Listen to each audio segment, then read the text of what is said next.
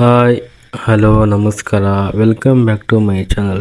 ಇವತ್ತಿನ ವಿಡಿಯೋದಲ್ಲಿ ಅಂಗನವಾಡಿಯ ಶಿಕ್ಷಕರು ಮತ್ತು ಸಹಾಯಕ ಹುದ್ದೆಗೆ ಈಗ ಒಂದು ಹೊಸ ನೋಟಿಫಿಕೇಶನ್ ರಿಲೀಸ್ ಮಾಡಿದರೆ ಈ ವಿಡಿಯೋದಲ್ಲಿ ಅದರ ಬಗ್ಗೆ ನಾನು ಕಂಪ್ಲೀಟಾಗಿ ಮಾಹಿತಿ ಕೊಡ್ತಾ ಹೋಗ್ತೀನಿ. ಹಾಗಾಗಿ ಇನ್ನೂ ಚಾನಲ್ ಸಬ್ಸ್ಕ್ರೈಬ್ ಮಾಡಿಲ್ಲ, ಈ ಕೂಡ ಸಬ್ಸ್ಕ್ರೈಬ್ ಮಾಡ್ಕೊಳ್ಳಿ, ಲೈಕ್ ಮಾಡಿ, ಕಮೆಂಟ್ ಮಾಡಿ, ಹಾಗೆ ಶೇರ್ ಮಾಡ್ತಾ ಹೋಗಿ. ಇಲ್ಲಿ ನೋಡ್ತಿರ್ಬೋದು, ಕರ್ನಾಟಕ ರಾಜ್ಯ ಸರ್ಕಾರ ಕಡೆಯಿಂದ ಉಪನಿರ್ದೇಶಕ ಕಚೇರಿ ಕಡೆಯಿಂದ ಮಹಿಳಾ ಮತ್ತು ಮಕ್ಕಳ ಅಭಿವೃದ್ಧಿ ಇಲಾಖೆ ಕಡೆಯಿಂದ ನಿಮಗೆ ನೋಟಿಫಿಕೇಶನ್ ರಿಲೀಸ್ ಮಾಡಿದರೆ ಇದು ಬಂದ್ಬಿಟ್ಟು ಅಂಗನವಾಡಿಯಲ್ಲಿ ಕೆಲಸ ಮಾಡಬೇಕಾಗಿರುತ್ತೆ. ಇದು ವರ್ಕಿಂಗ್ ಲೊಕೇಶನ್ ಬಂದ್ಬಿಟ್ಟು ಎಲ್ಲಪ್ಪ ಅಂದರೆ ಯಾದಗಿರಿ ಜಿಲ್ಲೆಯಲ್ಲಿ ಆಗಿರುತ್ತೆ. ಓಕೆ, ನೀವೇನು ಯಾದಗಿರಿ ಜಿಲ್ಲೆ ಆಗಿದ್ದರೆ, ಗುಲ್ಬರ್ಗ ಜಿಲ್ಲೆ ಆಗಿದ್ದರೆ, ರಾಯಚೂರು ಜಿಲ್ಲೆ ಆಗಿದ್ದರೆ ಆರಾಮಾಗಿ ಈ ಜಾಬ್ ನೀವು ಅಪ್ಲೈ ಮಾಡ್ತಾ ಹೋಗ್ಬೋದು. ಇದು ಅಫಿಷಿಯಲ್ ಆಗಿ ಅಧಿಸೂಚನೆ ಬಂದ ದಿನಾಂಕ ಬಂದ್ಬಿಟ್ಟು ಜುಲೈ 23 ಬಂದಿದೆ. ಇವಾಗ ಇದು ಅಪ್ಲಿಕೇಶನ್ ಕೂಡ ಓಪನ್ ಆಗಿದೆ. ಇದಕ್ಕೆ ಯಾರು ಅಪ್ಲೈ ಮಾಡ್ಬೋದು, ಎಜುಕೇಷನ್ ಕ್ವಾಲಿಫಿಕೇಶನ್ ಏನಾಗಿರಬೇಕು, ಎಷ್ಟು ಅಮೌಂಟ್ನ ಪೇ ಮಾಡಬೇಕು, ಯಾವ ಕ್ಯಾಟಗರಿ ಎಷ್ಟು ಏಜ್ ಲಿಮಿಟ್ ಇರುತ್ತೆ ಅಂತಂದು ಈ ವಿಡಿಯೋದಲ್ಲಿ ಅದ್ರ ಬಗ್ಗೆ ನಾನು ಕಂಪ್ಲೀಟಾಗಿ ಮಾಹಿತಿ ಕೊಡ್ತಾ ಹೋಗ್ತೀನಿ. ಮೊದಲನೇದಾಗಿ ನೋಡ್ತಾ ಹೋಗೋಣ ಏನೇನು ಕೊಟ್ಟಿದ್ದಾರೆ ಅಂತಂದು. ಇಲ್ಲಿ ನೋಡ್ತಾ ಇರ್ಬೋದು, ಅಂಗನವಾಡಿ ಕಾರ್ಯಕರ್ತರಿಗೆ ಎಷ್ಟೆಷ್ಟು ವೇಕೆನ್ಸಿಗಳು ಖಾಲಿ ಇದ್ದಾವೆ ಅಂತಂದು. ಮೊದಲು ಶಹಾಪುರದಲ್ಲಿ 12 ವೇಕೆನ್ಸಿಗಳು ಅಂಗನವಾಡಿ ಕಾರ್ಯಕರ್ತರಿಗೆ ವೇಕೆನ್ಸಿ ಖಾಲಿ ಇದ್ದಾವೆ. ಹಾಗೆ ಅಂಗನವಾಡಿ ಸಹಾಯಕಿಗೆ 58 ಹುದ್ದೆಗಳು ಖಾಲಿ ಇದ್ದಾವೆ. ಹಾಗೆ ಸುರಪುರದಲ್ಲಿ ಏನಪ್ಪ ಅಂದರೆ 24 ಅಂಗನವಾಡಿ ಕಾರ್ಯಕರ್ತರಿಗೆ ವೇಕೆನ್ಸಿ ಖಾಲಿ ಇದ್ದಾವೆ.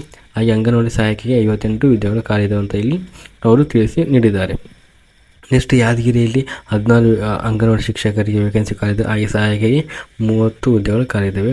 ಹಾಗೆ ಗುರು ಮಂಟ್ಕಲಲ್ಲಿ 9 ಹುದ್ದೆಗಳು, ಹಾಗೆ 25 ಹುದ್ದೆಗಳು ಇಲ್ಲಿ ಖಾಲಿದೆ ಅಂತ ತಿಳಿಸಿದ್ದಾರೆ. ಟೋಟಲ್ ಬಂದ್ಬಿಟ್ಟು ಎಷ್ಟಪ್ಪ ಅಂದರೆ 61 ಪ್ಲಸ್ 171 ಹುದ್ದೆಗಳಲ್ಲಿ ಟೋಟಲ್ ಆಗಿ ಇಲ್ಲಿ ಅಂಗನವಾಡಿ ಕಾರ್ಯಕರ್ತೆ ಮತ್ತು ಅಂಗನವಾಡಿ ಸಹಾಯಕ ಹುದ್ದೆಗಳು ಇಲ್ಲಿ ಖಾಲಿದೆ ಅಂತ ಅವರು ತಿಳಿಸಿ ಕೊಡಲಾಗಿದೆ. ಓಕೆ, ಇದಕ್ಕೆ ಅರ್ಜಿ ಕಳಿಸ್ಬೇಕಪ್ಪ ಅಂದರೆ ಎದ್ರ ಮುಖಾಂತರ ಸಲ್ಲಿಸಬೇಕಪ್ಪ ಅಂದರೆ ನಾನು ಡಿಸ್ಕ್ರಿಪ್ಷನ್ ಬಾಕ್ಸಲ್ಲಿ ಇಲ್ಲಿ ಮಾರ್ಕ್ ಮಾಡುವಂಥ ಲಿಂಕ್ನ ಡಿಸ್ಕ್ರಿಪ್ಷನ್ ಬಾಕ್ಸಲ್ಲಿ ಕೊಟ್ಟಿರ್ತೇನೆ.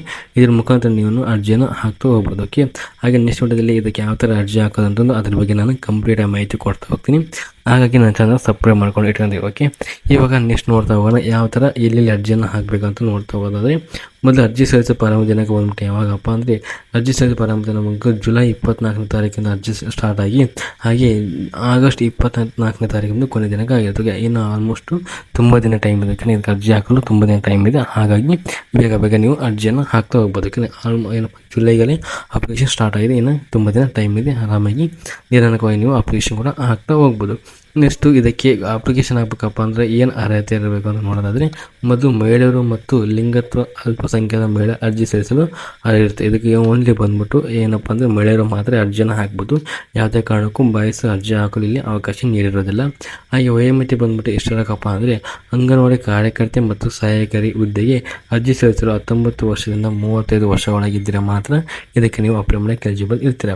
ಹಾಗೆ ನೆಕ್ಸ್ಟ್ ಬಂದುಬಿಟ್ಟು ವಯೋಮಿತಿ ಒಳಗೆ ಹೆಣ್ಣು ಮಕ್ಕಳು ಹಾಗೂ ಮಹಿಳಾ ಲಿಂಗತ್ವ ಅಲ್ಪಸಂಖ್ಯಾತರ ಅರ್ಜಿ ಸಲ್ಲಿಸಬಹುದು. ಹಾಗೂ ಹ್ಯಾಂಡಿಕ್ಯಾಪ್ ವಿದ್ಯಾರ್ಥಿಗಳಿಗೆ 10 ವರ್ಷ ಕಾಲ ವಯೋಮಿತಿ ಸಡಿಲಿಕೆ ನೀಡಿರುತ್ತಾರೆ. ಇದು ಬಂದ್ಬಿಟ್ಟು ಮಹಿಳೆಯರು ಮಾತ್ರ ಅರ್ಜಿಯನ್ನು ಹಾಕಬೇಕು. ಹಾಗೆ ಹ್ಯಾಂಡಿಕ್ಯಾಪ್ ಇರುವಂಥ ವಿದ್ಯಾರ್ಥಿಗಳು ಏನಪ್ಪ ಮಾತ್ರ ಅವರಿಗೆ 10 ವರ್ಷ ಕಾಲ ನಿಮಗೆ ಸಡಿಲಿಕೆಯಲ್ಲಿ ನೀಡಿದ್ದಾರೆ ಅಂತ ಅವರು ತಿಳಿಸಿ ಕೊಡಲಾಗಿದೆ. ಹಾಗೆ ನೆಕ್ಸ್ಟ್ ಬಂದ್ಬಿಟ್ಟು ಏನಪ್ಪ ಸ್ಥಳೀಯತೆ ಕೂಡ ಕೊಡಿರಬೇಕು. ಅಂದರೆ ಸ್ಥಳೀಯರಿಗೆ ಜಾಸ್ತಿ ಮಾನ್ಯತೆಗಳಲ್ಲಿ ಕೊಡ್ತಾ ಹೋಗ್ತೀರಿ. ಇದಕ್ಕೆ ಅಪ್ಲೈ ಮಾಡೋಕ್ಕಪ್ಪ ಅಂದರೆ ಎಜುಕೇಷನ್ ಕ್ವಾಲಿಫಿಕೇಷನ್ ಏನಾಗಿರ್ಬೇಕಪ್ಪ ಅಂದರೆ, ಮೊದಲಿಂದ ಬಂದ್ಬಿಟ್ಟು ಅಂಗನವಾಡಿ ಕಾರ್ಯಕರ್ತೆ ಹುದ್ದೆಗೆ ಅರ್ಜಿ ಸಲ್ಲಿಸಲು ಅಭ್ಯರ್ಥಿಗಳಿಗೆ ಕನಿಷ್ಠ PUC ಆಗಿರಬೇಕು, ತಿರುಗಡೆ ಹೊಂದಿರಬೇಕು, SLCಯಲ್ಲಿ ಕನ್ನಡ ಭಾಷೆಯಲ್ಲಿ ಪ್ರಥಮ ಅಥವಾ ದ್ವಿತೀಯ ಭಾಷೆ ಚೆನ್ನಾಗಿ ಓದಿರಬೇಕಂತ ಇಲ್ಲಿ ಕೊಡಲಾಗಿದೆ. ನೀವೇನಾದರೂ ಅಂಗನವಾಡಿ ಕಾರ್ಯಕರ್ತೆ ಹುದ್ದೆಗೆ ಅರ್ಜಿಯನ್ನು ಸಲ್ಲಿಸಿದರೆ ನಿಮಗೆ ಮಸ್ಟ್ ಆ್ಯಂಡ್ ಶುಡ್ ಏನಪ್ಪ ಅಂದ್ರೆ PUC ಕಂಪಲ್ಸರಿ ಆಗಿರಬೇಕು.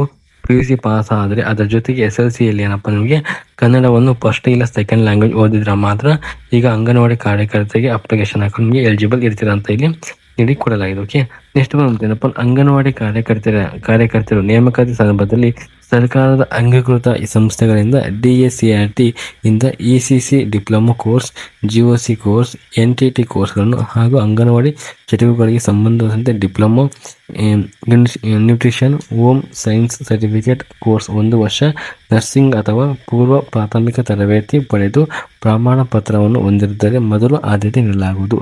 ಹಾಗೂ ಸದರಿಯವರೆಗೂ ಬೋನಸ್ 15 ಅಂಕಗಳನ್ನು ನೀಡಲಾಗುವುದು ಅಂತ ಕೊಡಲಾಗಿದೆ. ಓಕೆ, ನಿಮಗೇನಾದರೂ ಇದು ಜಸ್ಟ್ ನಿಮಗೆ PUC ಆದರೆ ಈಗ ಆರಾಮಾಗಿ ಅಪ್ಲೈ ಮಾಡ್ಬೋದು. ಓಕೆ, ಇನ್ ಕೇಸ್ ಇದ್ರ ಜೊತೆ ಏನಪ್ಪ ಅಂದರೆ ಅಂಗನವಾಡಿ ಕಾರ್ಯಕರ್ತೆ ಅಪ್ಲಿಕೇಶನ್ ಹಾಕುವಾಗ ನಿಮಗೇನಾದರೂ DSRT ಮತ್ತು ESS ಡಿಪ್ಲೊಮಾ ಕೋರ್ಸ್ ಆಗಿರ್ಬೋದು, GOC ಕೋರ್ಸ್ ಆಗಿರ್ಬೋದು, NTT ಕೋರ್ಸ್ ಆಗಿರ್ಬೋದು, ಇನ್ ಕೇಸ್ ಯಾವುದೋ ಒಂದು ಕೋರ್ಸ್ ಮಾಡಿದರೆ ಅದೇನಪ್ಪ ನಿಮಗೆ ಜಾಸ್ತಿ ಮೊದಲ ಆದ್ಯತೆ ಕೊಡ್ತಾ ಹೋಗ್ತಾರೆ. ಅಂದರೆ ಈ ಥರ ಕೋರ್ಸ್ ಮಾಡಿದಂತಂದು ಏನಪ್ಪ ಜಾಸ್ತಿ ಇದ್ರ ಜೊತೆಗೆ ಇದನ್ನು ಜಾಸ್ತಿ ಆದ್ಯತೆ ಕೂಡ ಕೊಡ್ತಾ ಹೋಗ್ತಾರೆ.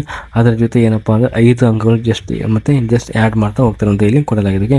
ನಿಮ್ಗೆ ಎಷ್ಟು 5 ಅಂಕಗಳು ಎಷ್ಟು ಕೂಡ ಆ್ಯಡ್ ಮಾಡ್ತಾರೆ ಅಂತ ಇಲ್ಲಿ ನೀಡಿ ಕೊಡಲಾಗಿದೆ. ಇನ್ ಕೇಸ್ ಇದು ನೀವು ಆರಾಮಾಗಿ ನೀವು ಅಪ್ಲೈ ಮಾಡ್ತಾ ಹೋಗ್ಬೋದು. ಅದು ಬಂದ್ಬಿಟ್ಟು ಅಂಗನವಾಡಿ ಕಾರ್ಯಕರ್ತರ ಬಗ್ಗೆ ಮಾಹಿತಿ ಆಯಿತು.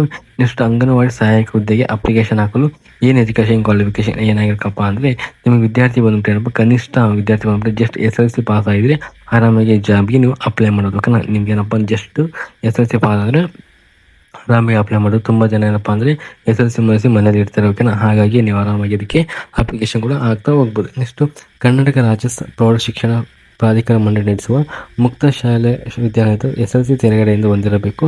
SSLC ಇರಬೇಕು, ಕಂಪಲ್ಸರಿ SSLC ಪಾಸ್ ಆಗಿರಬೇಕು. ಅದರ ಜೊತೆಗೆ ಏನಪ್ಪ ಅಂದರೆ ಪ್ರಥಮ ಇಲ್ಲ ದ್ವಿತೀಯ ಭಾಷೆಯಲ್ಲಿ ಕನ್ನಡವನ್ನು ಹಾಗೂ ಸಾಮಾನ್ಯ ಗಣಿತ, ಸಮಾಜಶಾಸ್ತ್ರಗಳು, ವಿಜ್ಞಾನ ವಿಷಯಗಳಲ್ಲಿ ಕಡ್ಡಾಯವಾಗಿ ವ್ಯಾಸಂಗ ಮಾಡಿರಬೇಕು. ಏನಪ್ಪ ನೀವು first second language Kannada compulsory ಓದಿರಬೇಕು. ಅದರ ಜೊತೆಗೆ ಸೈನ್ಸು ಮತ್ತು ಸೋಷಿಯಲ್ ಸೈನ್ಸು, ಮ್ಯಾಥ್ಸು ಇದು ಕಂಪಲ್ಸರಿ ವ್ಯಾಸಂಗ ಮಾಡಿರ್ಬೇಕಂತ ಕೊಟ್ಟಿದ್ದಾರೆ. ಅದರ ಜೊತೆಗೆ ಏನಪ್ಪ ಅಂದರೆ ಗರಿಷ್ಠ 625ಕ್ಕೆ 219 ಅಂಕಗಳು ಹೊಂದಿರಬೇಕು ಅಂತಂದು ಕೊಡಲಾಗಿದೆ. ಓಕೆ, ನೀವೇನಪ್ಪ ಅಂದರೆ SSLC ಮಾರ್ಕ್ಸ್ ಎಷ್ಟಪ್ಪ ಟೋಟಲು 625ಕ್ಕೆ ಮಾರ್ಕ್ಸ್ ಎಕ್ಸಾಮ್ನ ಕಂಡಕ್ಟ್ ಮಾಡ್ತಾರೆ. ಅದರೊಳಗೆ ಏನಪ್ಪ ನೀವು ಮಿನಿಮಮ್ 219 ಮಾರ್ಕ್ಸ್ ಕಂಪಲ್ಸರಿ ತಗೊಂಡಿರ್ಬೇಕಂತ ಇಲ್ಲಿ ಅವರು ಕಂಡೀಷನ್ಗಳು ಇಲ್ಲಿ ಹಾಕಿ ಕೊಡಲಾಗಿದೆ.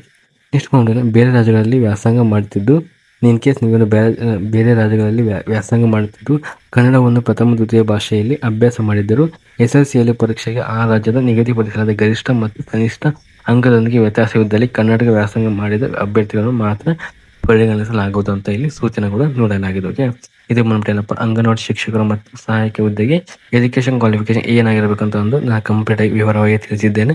ಇದು ನಿಮಗೆ ಅರ್ಥ ಆಯಿತು ಅಂತ ನಾನು ಅನ್ಕೊಂಡಿದ್ದೀನಿ. ಓಕೆ, ನೆಕ್ಸ್ಟ್ ಬಂದ್ಬಿಟ್ಟು ಏನಪ್ಪ ಅಂದರೆ ಹುದ್ದೆಗೆ ಮೀಸಲಾತಿಗಳಲ್ಲಿ ಕೊಡಿರ್ತಾರೆ. ಓಕೆ, ಅಂದರೆ SC/ST ಕ್ಯಾಟಗರಿ ಆಗಿರ್ಬೋದು, ಜೆಂಡರ್ ಕ್ಯಾಟಗರಿ ಆಗಿರ್ಬೋದು, OBC ಕ್ಯಾಟಗರಿ ಆಗಿರ್ಬೋದು, ಅವ್ರಿಗೆ ಏನಪ್ಪ ಅಂದರೆ ಇಷ್ಟು ಅಂತ ನಮಗೆ ಮೀಸಲಾತಿ ಕೂಡ ಇಲ್ಲಿ ಇರುತ್ತೆ. ಓಕೆ, ಹಾಗಾಗಿ ನೀವೇನಾದರೂ ಒಂದು ಅಪ್ಲಿಕೇಶನ್ ಹಾಕುವಾಗ ಈ ಅಪ್ಲಿಕೇಶನ್ ಏನಪ್ಪ ಅಂದ್ರೆ ಈ ಮಂತ್ ಆಗಸ್ಟ್ 24ನೇ ತಾರೀಕಿನಂದು ಅಪ್ಲಿಕೇಶನ್ ಕ್ಲೋಸ್ ಆಗುತ್ತೆ.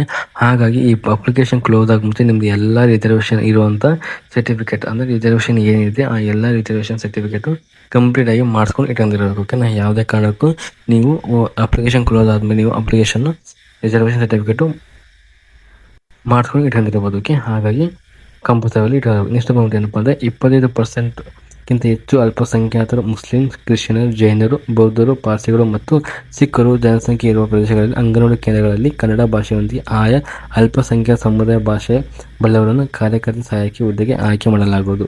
ಏನಪ್ಪ ಅಂದರೆ ಈ 20% ಅಂದರೆ ಈಗ ಯಾದಗಿರಿ ಅಂದ್ಕೊಳ್ಳಿ, ಆ ಯಾದಗಿರಿಯಲ್ಲಿ 25%ಕ್ಕಿಂತ ಹೆಚ್ಚು ಅಲ್ಪಸಂಖ್ಯಾತ ಅಂದರೆ ಮುಸ್ಲಿಮ್ಸ್ ಇರ್ಬೋದು, ಕ್ರಿಶ್ಚಿಯನ್ಸ್ ಇರ್ಬೋದು, ಜೈನರಿದ್ದರು, ಬುದ್ಧರಿದ್ದಂದ್ರೆ ಆ ಪ್ರದೇಶದಲ್ಲಿ ಏನಪ್ಪ ಅಂದರೆ ಈಗ ಕೊಟ್ಟಿದ್ದಾರೆ ಕನ್ನಡ ಭಾಷೆಯೊಂದಿಗೆ ಕನ್ನಡ ಭಾಷೆ ಕಂಪಲ್ಸರಿ ಬರಬೇಕು. ಅದ್ರ ಜೊತೆ ಏನಪ್ಪ ಅಲ್ಪಸಂಖ್ಯಾತ ಸಮುದಾಯ ಭಾಷೆ ಅವ್ರಿಗೆ ಕನ್ನಡ ಭಾಷೆ ಕೂಡ ಬರಬೇಕು. ಜೊತೆಗೆ ಅಲ್ಪಸಂಖ್ಯಾತ ಸಮುದಾಯ ಭಾಷೆ ಬಲ್ಲವರು ಅಂದರೆ ಈಗ ಮುಸ್ಲಿಮ್ಸ್ ಇರುತ್ತೆ ಅಂದ್ರಪ್ಪ ಅಂದರೆ ಕನ್ನಡ ಬರಬೇಕು. ಜೊತೆಗೆ ಅವರು ಮುಸ್ಲಿಮ್ಸ್ ಕೂಡ ಭಾಷೆ ಕೂಡ ಬರುತ್ತೆ.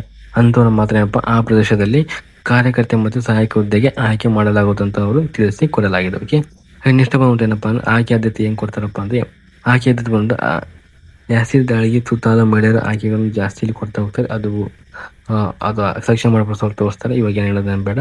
ಎಷ್ಟು ಅಂಗವಿಕಲತೆ ಆಗಿರ್ಬೋದು,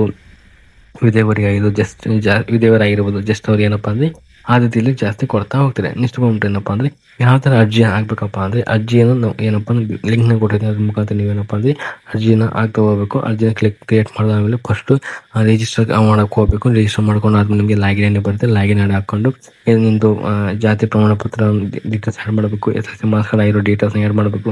ನೆಕ್ಸ್ಟ್ ನಿಮ್ಮದು ವಿದ್ಯಾರ್ಥಿ ಅಂಕಪಟ್ಟಿನೆಲ್ಲ ಅಪ್ಲೋಡ್ ಮಾಡಬೇಕು. ಆಮೇಲೆ ಫೋಟೋ, ಸಿಗ್ನೇಚರು ಎಲ್ಲ ಏನಪ್ಪ ಅಂದ್ರೆ ಅವ್ರು ಏನು ಡಾಕ್ಯುಮೆಂಟ್ ಕೇಳ್ತಾರೆ ಅದನ್ನೆಲ್ಲ ನೀವು ಅಪ್ಲೋಡ್ ಮಾಡ್ತಾ ಹೋಗ್ಬೇಕು. ಇಲ್ಲೆಲ್ಲ ಅವ್ರು ಡಾಕ್ಯುಮೆಂಟ್ ಕೊಟ್ಟಿದ್ದಾರೆ, ಇವೆಲ್ಲ ನೀವು ಅಪ್ಲೋಡ್ ಮಾಡ್ತಾ ಹೋಗ್ಬೇಕು. ಇನ್ ಕೇಸ್ ನೀವು ಹ್ಯಾಂಡಿಕ್ಯಾಪ್ಟ್ ಆಗಿದ್ರೆ ಅದು ಹ್ಯಾಂಡಿಕ್ಯಾಪ್ಟಿಂದು ಸರ್ಟಿಫಿಕೇಟ್ ಬರುತ್ತೆ, ಆ ಸರ್ಟಿಫಿಕೇಟ್ ಅಪ್ಲೋಡ್ ಮಾಡ್ತಾ ಹೋಗಬೇಕು. ನೆಕ್ಸ್ಟು ನೀವು ಡೈವರ್ಸ್ ಆಗಿದೆ, ಆ ಡೈವರ್ಸ್ ಸರ್ಟಿಫಿಕೇಟು ನಿಮಗೇನೋ ಕೋರ್ಟಲ್ಲಿ ನೀಡಿರ್ತಾರೆ, ಆ ಕೋರ್ಟಲ್ಲಿ ನೀಡುವಂಥ ಸರ್ಟಿಫಿಕೇಟ್ ನಿಮಗೆಲ್ಲ ಕಂಪಲ್ಸರಿಲಿ ನೀವು ನೀಡ್ತಾ ಏನಪ್ಪ ಅಂದರೆ ಅಪ್ಲೋಡ್ ಮಾಡ್ತಾ ಹೋಗ್ಬೇಕು.